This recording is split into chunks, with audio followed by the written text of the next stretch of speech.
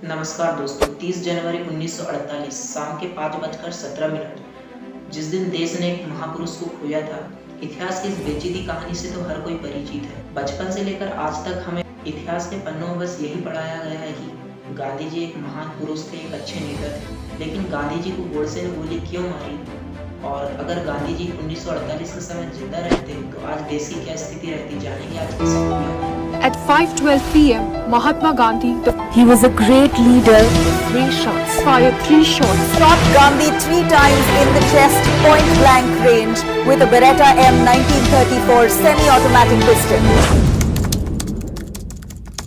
गांधी जी ने देश के सामने कुछ ऐसे फ्यूचर प्लान रखे थे जिसके अनुसार हम बता सकते हैं कि आज अगर गांधी जी जिंदा रहते तो देश कितनी तरक्की करता। तो चलिए देखते हैं गांधी जी के फ्यूचर प्लान क्या क्या थे। गांधी जी 1948 के समय ग्रामीण विकास पर ज्यादा जोर दे रहे थे और उसके साथ साथ आत्मनिर्भर भारत को बनाने की कोशिश कर रहे थे, जिसमें लघु उद्योग, कुटीर उद्योग को अपनाया जा रहा था। इससे क्या होता कि आप अपने देश की जो माल है वो अपने देश में ही बनता, तो जिससे अपना देश स्वाभाविक है कि उन्नति की राह पर चलता।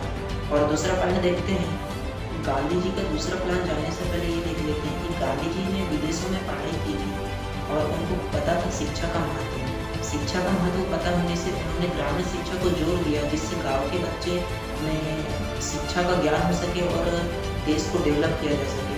तो गांधी जी की दूसरी जो फ्यूचर प्लान था वो वाकई में अच्छा था और ये भी देश को उन्नति देता।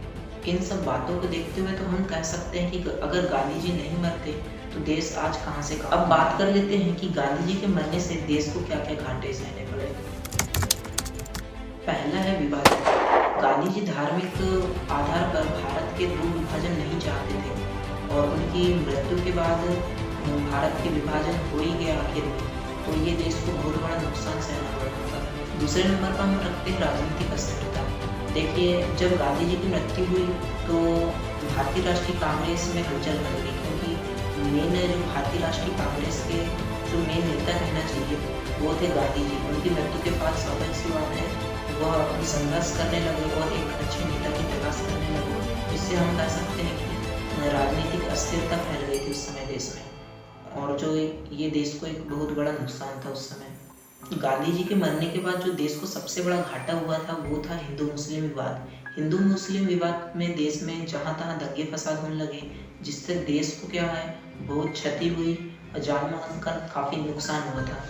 इन सब पॉइंट को देखते हुए गांधी जी की आकस्मिक मृत्यु भारत को बहुत क्षति पहुंचाई।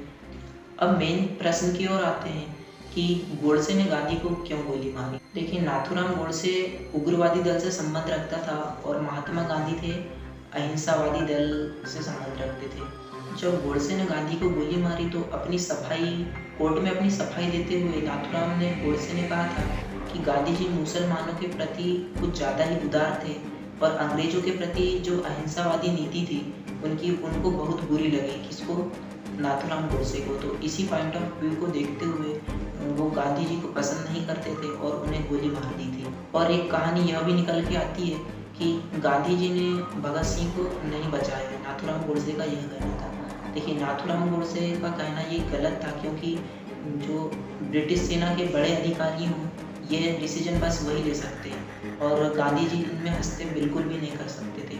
तो ये कहना तो गलत है कि गांधी जी इन्हें बचा नहीं पा सकते, यानी भगत सिंह को बचा तो सकते ही था गांधी जी, और भगत सिंह खुद नहीं चाहता था कि मुझे दया याचिकाओं से बचाया जाए। बस यही कुछ पॉइंट को देखते हुए हम कह सकते हैं कि नाथूराम गोडसे ने महात्मा गांधी को गोली मारी थी। मेरा ओपिनियन यह है कि महात्मा गांधी सही में एक महात्मा कहलाने योग्य आदमी थे। उन्होंने देश के लिए काफी कुछ किया है। आप गांधी जी के बारे में क्या सोचते हैं, कमेंट में अपनी राय जरूर दीजिएगा। मिलते हैं किसी नए वीडियो में नए टॉपिक के साथ, तब तक के लिए आप सभी को धन्यवाद।